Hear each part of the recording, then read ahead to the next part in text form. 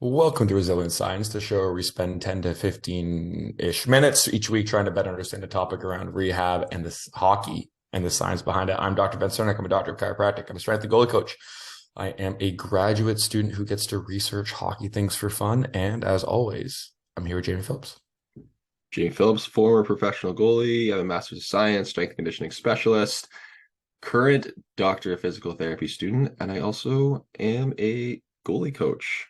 We usually should just talk that this is more like a goalie podcast now, but sometimes we It's do have hockey, general I say, hockey I say topics. hockey, but it's just a goalie podcast. If you're listening at this point and you We're think just this is gaslighting hockey, you into thinking that it's a hockey yeah. podcast with the name, but it's just a goalie podcast. Yeah. The other thing too is if you're here and you're like, what if I learned something new about the game of hockey that I love as a parent of a forward who's 12, there's probably better places for you. It depends. Well, when we get to like skill acquisition and like training, those Okay. topics, You know those are what? pretty general. That's fair. I don't want, yeah, I'm not trying to gaslight myself into me And making then we that. did have a bunch of like episodes where we talked about like ice size and like youth Yeah. development. So that is Yeah. hockey. Although as goalie coaches and former goalies, we do tend to we're the conversations that we get involved with are almost always goalie related. So that's where we get our ideas for each podcast. That's it. We're just here to talk about the latest news in goaltending. And the latest news in goaltending this week, Jamie, is that in the least surprising news of all time for people who've been paying attention, the goalies who everyone thought would be the best this year are once again the best. Did you Who see that would coming? have thought? No, I definitely did not. I thought for sure that there was going to be some sort of underdog story, the Rudy story of the NHL. Um, Well, just for some context, before the NHL season started, I texted Jamie. I said, this year is going to be the year that we are going to once again consistently see Sorokin, Saros, Shesterkin, Hellebuck, and Vasilevsky as the top five goalies in the NHL. Um, Grimly, I have to unfortunately announce that they are only in two, three, four, six, and seventh place. So unfortunately, this is based on MoneyPuck.com's goalie data.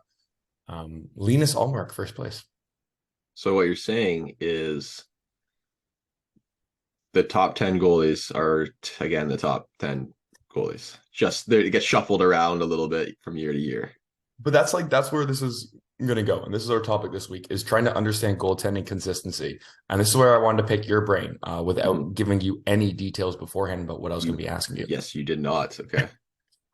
Because what's unsurprising, I think, to people who've been paying attention who look really a little bit closer to this is that like year to year goaltending is one position that you basically can't expect to be consistent, which is funny because I think in the goalie world, everyone talks about consistency, consistency, consistency. But the best athletes in the world really struggle at being consistent. And there's a few reasons why that might be true. And so I wanted to ask you about your experience playing pro and just like what the impact of a different coach, a different system can kind of have on like what you felt your consistency was, and how you think that might actually influence the guys at the best level too. Because, for example, Carter Hart this year, currently eighth place in the league in goals saved above expected, which is great. Eighth place is pretty good, especially you've given up 12 less goals than you're supposed to this year on average. That's pretty good. Good enough for eighth place. But last year, not good. He gave up a lot more goals than he was supposed to. But then the year before that, really good. But then the year before that, not good. So that's kind of the Carter Hart predicament right now. Is he's been going up and down between good and bad and good and bad. But there's a lot of reasons why that could be happening. So let's talk consistency and let's use that kind of as a springboard. Jamie, what do you think is the first thing that you think could be kind of causing that for a lot of goals? Because it's not just Carter Hart. Let me make that clear. No. It's you can look at Sergei Bobrovsky's data, you can look at Vasilevsky's data from the late 2010s, and it's the same thing. So why do you think that partially happens? Oh, I kind of wish you gave me a heads up on this one. This is a hard question. Um, because it is multifactorial. There is no one answer. It's black and white, and the answer the general consensus that we come up with might not even be the right one. So Agreed. off the top of my head, it's that a goalie might play better under certain structure or system, or if that's a coach. So some goalies thrive with a lot more grade A opportunities, a lot more shots. Some goalies thrive with, less shots, less grade A's, but they're able to play their best and be consistent and make those 2 or 3 massive saves and then have their saves expected above average high because of that. Uh there also could be things going on in that goalie's personal life that make it difficult. Look at Fleury. Fleury had to take a step away from the game for whatever reason. You know, you might be surprised, but NHL players are also human. They aren't just video game characters on your TV for you to yell at every day. But Jamie, they get paid so much money. They get paid. Oh yeah, that's true. Money definitely dehumanizes you, of course. Okay, good to know. No, yeah, it's just like everyone expects because they're pro athletes that they just don't have feelings or emotions or anything. Um, I don't know. This is hard. This is a hard question. And that's why, like, when people say they struggle to be consistent, we can only give like we got to make sure that we're taking care of your technique, anything we can address, because ultimately it comes down to you. But for me, when I say consistent, all I want is a goalie to give us a chance. Yep, I So agree. yeah, so like if we're, so yeah, so maybe a goalie has his quote unquote off year, but if he is keeping us in games, maybe we're a bad team. But if he's giving us a chance, and that means his goals saved, saved, whatever the stat is. I'm not a stats guy. Whatever that stat is, the saves expected above average goes See, down. Then, but he's still giving us a chance every night. Me as a goalie coach and as a coach, I'm happy with that. So a lot of it does come down to how do you evaluate goalies? yeah, so here's my example of this, and this is why I wanted to raise this because I think this is a really complicated subject, and I think people are it's very polarizing, right? Like I think people are really quick to blame goaltending for being inconsistent. I think there's people who probably defend goalies too much, like, oh, so many grade A chances. What am I supposed to do? Et cetera, et cetera. Right. But I think a really good kind of lead into this, Jamie, is Jamie, what's the current record of the Arizona Coyotes? Do you know off the top of your head? Of teams in the NHL that I follow, Arizona Coyotes are at the bottom. Okay, well, that's fair, Jamie, because they are 13, 24, and 5. Right. So Oh, so not great. not great. Did you know that Carl Vejmelka is in ninth place in the league for goals saved above expected? I actually did know that. I think maybe you told me.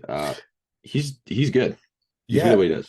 right. But so here's the interesting thing, and this is why when I wanted to raise this consistent question, I wanted to just talk about how team structure and just the impact of uh, team style and honestly team performance sometimes. So Vejmelka's played 3 more games than Linus Ullmark, 3. Mm-hmm. Vejmelka has 40 more expected goals against him than Linus Ullmark does this year. 40. 3 game difference. Right? So we talk about consistent goaltending. So Vejmelka's having a great season, Mm-hmm. right? Like he's had 115 goals expected in 31 games. His team almost gives up almost 4 expected goals per game. And he is giving up somewhere around 3.5. And this is why stats are complicated. And this is why like this idea of consistency is complicated because like the more and more and more chances you give up, the increased likelihood of those really low chance goals going in will go in. Right? Like you, just because if you have more volume, eventually stuff finds its way in. That's just kind of the way probability works over time. Um, and so why do some goalies sign a big contract, go somewhere else? Well, they played in a system where they had less exposure to those opportunities. You go to a team that has more of those, and now things kind of start finding themselves their way in the net, right? Kind of happened a little bit to Alex Nedeljkovic going from Carolina to Detroit. Mm-hmm. Not that he's a great goalie, just kind of struggling in a system where the shot dynamics are a little different, right? So like that's kind of that also doesn't just stop in the NHL, right? Like that can be in minor hockey, that can be in junior hockey. And so I think an important thing, and you can tell me here, and this is what I talk about all the time, is like you need to adjust your playing structure to the team around you, right? And this is more important for older goalies. For younger goalies, you don't always want to just play purely to win. You want to make sure you're still doing things properly. Mhm. But for older goalies, like you really need to adjust how you play based on the way your team plays, right? And this is not a mind-blowing concept, but that is a huge component of consistency. Wouldn't you agree? Yeah, I would agree. I just want to make sure that it doesn't, people see the forest from the trees here, and we're not saying that just because your team is bad, you can somehow suddenly throw caution to the wind and make excuses. You're not. If your team is bad, then yes, it's expected that you are going to give up goals, but it doesn't mean that you cannot be consistent to a degree in that structure. If your team is, in theory going to give up, say it gives up 45 to 50 shots, that's the high end. I know the 60 to 70 shots that people say it's a shot every 45 seconds. Yeah, right. Um, so if you're on the 50 to 60 shots, 40 to 50 shots per game, if you can keep that around 4 or 5 goals, which is around the 900, that's consistent compared to a goalie that's getting up 20 shots and keeping his goals around 2. So there is, like Ben saying, it's so hard to judge. But before we dive, yeah, like before we dive a little bit deeper, just no, this isn't us making excuses for things. This is the exact opposite. This is saying when your team is bad, you need to adjust, not just play your same system that you're used to. If your team suddenly gives up a lot more Ovechkin style one timers, you need to do something to address those Ovechkin style one timers. You can't just expect that your team is going to change in front of you, because the structure that your new team, your new coach, your whatever, that's going to change, and you have to adjust with that. Yeah, I mean, I think like the prime example always is the classic, like, oh, I gave up 4 goals, all of them were rebounds. Like, what was I like, I couldn't do anything about it. And I find that always really interesting because, your favorite and my favorite rebound off the chest or off the glove, and you're like, that's arguably just a bad goal now. Like that whole play should have never happened. Yeah. Oh, it's like I'm Um, giving up rebound goals. Okay, well, are you consistently giving up rebound goals? Yeah, so you could giving them up through screens. No. Okay, maybe we should address your rebound control, because something's not happening. Are you looking past the puck? You looking through the puck? You're not watching all the way in, and then that goes down into the Instagram topic that I'm going to talk about once we hop off, in terms of being able to find the root cause, as you say in healthcare. Ooh. Yeah, but I think that's like my favorite example again for this idea of trying to be consistent on a team that's maybe a little bit less worse, and like how you have to adjust your game. Is like if you find yourself, like you said, giving up backdoor one-timers, giving up rebound goals, like you need to probably address your depth, right? Like Mhm. if your team's gonna give up a bunch of shots like that in a game, like you can change how many goals you're giving up by adjusting your depth appropriately. Right. And like that's a read you should be able to make either by yourself acknowledging that or by working with a goalie coach. But that's necessary. That's how these consistent goalies are being consistent, right? Like we're going back to this data again. UC Soros, like Nashville has given up 105 expected goals this year. Mhm. Again, you compare that to Dallas and Jake Ottinger, same games played, 32 for both of them. Dallas has given up 85, right? So you have two teams who are giving up distinctly significant different amount of chances. Uh, if you're UC Soros, you probably can't play the same way that Ottinger plays on his Dallas team, Mhm. right? And like Yeah. that's why I think this ties into Jamie. You talk about this a lot, but try not to emulate goaltenders. But like these professional goalies, especially the ones who are consistent, so the ones we've kind of been talking about today, I'll put Ottinger in this hat because he's been Mhm. this group because he's been really really excellent the past 2 years. Um, like when you look at these goalies, like not don't try to model your game after them. Understand what they do well in the system and the environment that they're in, and like that's something really impressive, right? Like, how does Saros adjust for the high chance given up Nashville team that he plays on? How does Allmark play on a team that gives up a lot more perimeter chances? Right, like those are things you can learn from goalies, and that's going to be more helpful than being like, "Ooh, how does Allmark hold his glove? How does Allmark stand in his stance?" Yeah. So Right? essentially, what I never thought of it this way is, we again, one of the things that I'm very vocal about is, again, not trying to emulate NHL goalies, but in terms of what bits and pieces you should take out of, how you should also be, like you said, you should be looking at what does the team do and how do they adjust their game accordingly. So one thing I would like to see as a stat I would like to compare goalies who are very like the top goalies. So say like someone like early Columbus Bobrovsky. How does his numbers change from Columbus to Florida? And then how do we compare the system that Columbus played and like the Tortorella system under the many coaches that he's had in Florida? And then we'd have to use actual video evidence to see, did he make appropriate changes? Did he play to try to stay the same way, et cetera, et cetera, et cetera. So it's very hard. These are not easy and simple things. So you listening at home, it's never that simple. And that's okay that it's not that simple, but you can think and you can make small adjustments in your game and your mindset and whatever in order to come a little closer to overall consistency and overall success. And you're never going to reach it. Just letting everyone know. I told this to a parent the other day.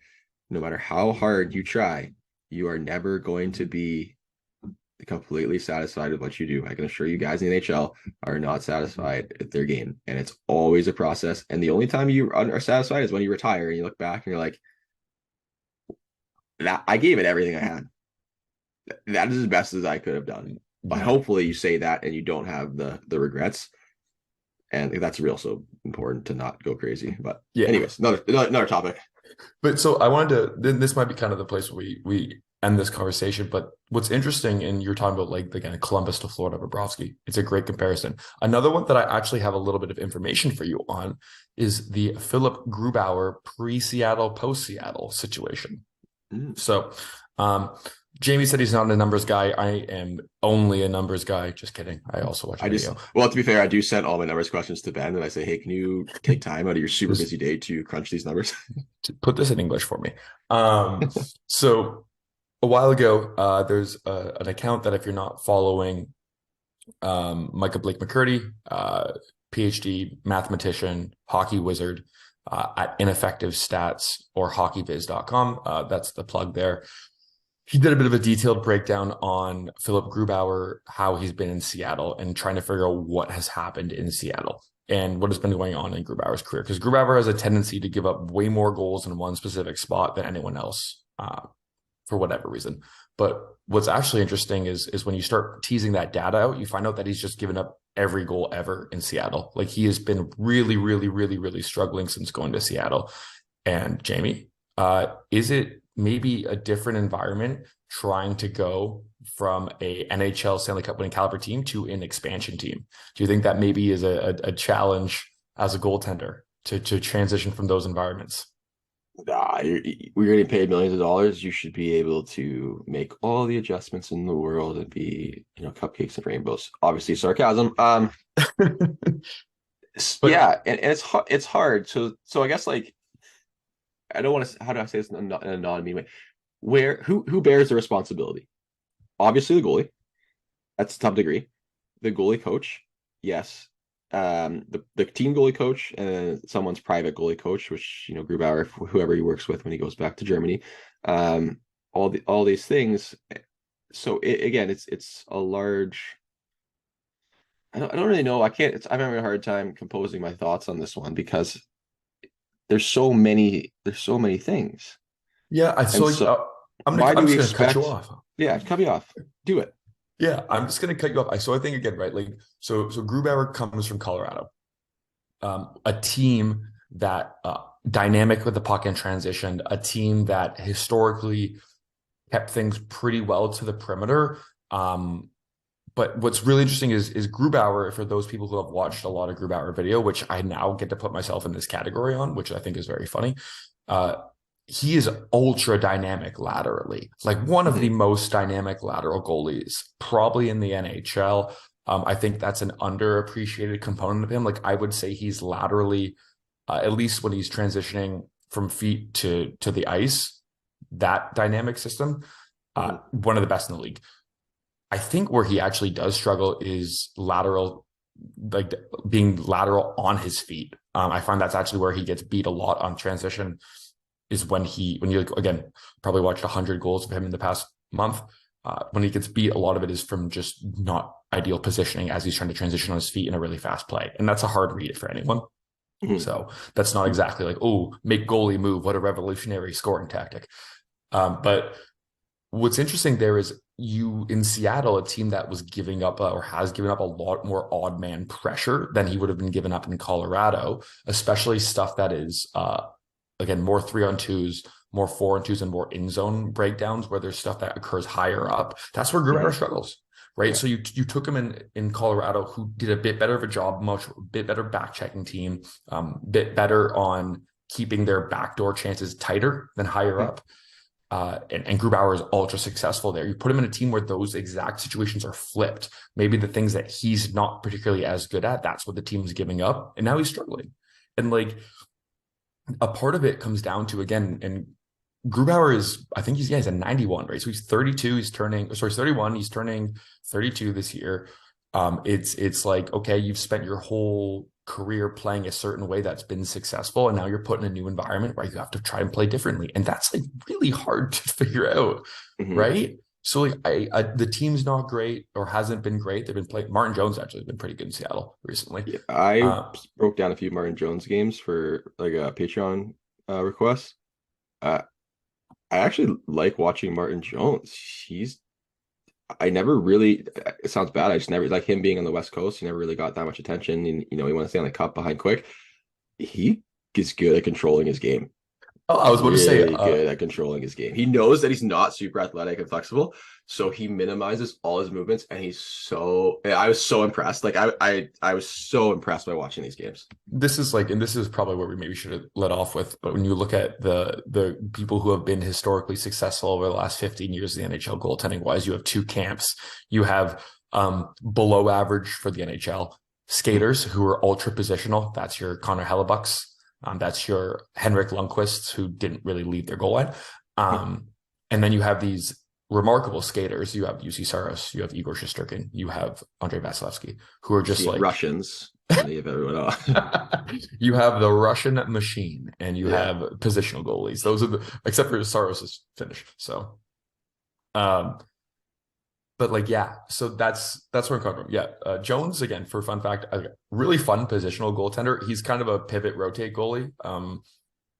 Who people don't know what that means. It means they don't take out a lot of depth. They kind of rotate around in their crease. They don't actually open up a ton laterally. It's a very effective style when you're 6'3" and have been doing it for 15 years. But it does, if you watch it closely, you realize they don't like T-push a lot. Yeah, no, I know. And then so to wrap this up, I guess like where if you had to give a hard answer, and I know it's hard because the topic's so vague. Not vague, just intricate and Yeah. nuanced. So what would you say? Why do we expect goalies to be as dominant when all these other variables change when they get traded? The answer is historic bias and bad memory is my answer. I think I think what happens, especially because goaltending, again, you have a single player who's playing most of your games. I think historically as hockey people, it's really easy to remember the one or two or three dominant goalies who are consistent. And it's really easy to forget that there's another 70 guys who play games in the league. Right. Hmm. So like you're like, oh, we need to find one of those consistent goalies. There's just not that many of them. And the reason there's not that many of them is it's really hard to be able to mold your game to the environment and deal with the circumstances and play in a system that works consistently, especially when you're signing new contracts and being traded. So my long-winded answer is I think the expectation that goalies at the highest level are going to be consistent is a misguided situation unless the team is able to appreciate the dynamics of a goaltender. And I think that's like where the future of statistics and the future of advanced hockey analytics will take us is Hmm. understanding like goalie environment fit as like Yeah. one of the big predictors of success. Because again, like, and I'll close this off, is like if Saros ever leaves Nashville, and Nashville should do their very best to never let him leave Nashville. Hmm. If he goes to a team that does not play the way that Nashville plays. Not to be fair, Nashville's going to have a lot of chances here, but if they go to a team that plays differently from Nashville, like, there's no guarantee that system works for the style that Saros plays, which is a Hmm. more aggressive on the rush, like a high movement style game. He's a great skater, but like, you know what I mean? That might not work. That might not work in Toronto, right? Toronto fans might be like, oh yeah, if only we had UC Soros. Toronto plays like a Hmm. really like actually a really collapse heavy defense, right? Like that might actually not benefit Saros' style. Like the chances that that style of defense creates might be Hmm. better suited for someone else in net. And so my answer is consistent goalies are ones that are able to thrive in the environment that best suits them for long, consistent periods of time.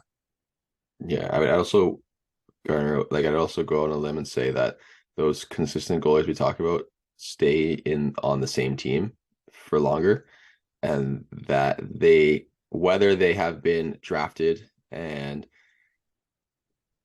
developed through the American League, East Coast, whatever system to play the best system that benefits them, or so they adapt that way, or whether that's just sheer luck that they're part of the same team, we don't know. But again, like when you're watching hockey, this is how we got it. You're watching hockey as a parent or a kid. Look at the way that that goalie plays within that system, and then when you try to watch goalies that have gone through changes, been traded, big contracts, been picked up by other teams, and try to compare them from year to year, and see how are they playing the same as they were, or have they made subtle adjustments? And it's hard, very difficult to see. Um, but you got to keep an open mind with these things, and it's not like everything we talk about here. It's not black and white. Sure isn't, Jamie. It is not. Let's wrap it. It is very gray. That's it. Until next time, if you're listening on podcast service, always is a great service to give us a rating, give us a like, share with your friends. If you're watching on YouTube, a comment never hurts either. Otherwise, everyone, thanks so much for listening as always. If you have any questions, you can always reach us on social media and find any information about us in the show notes below.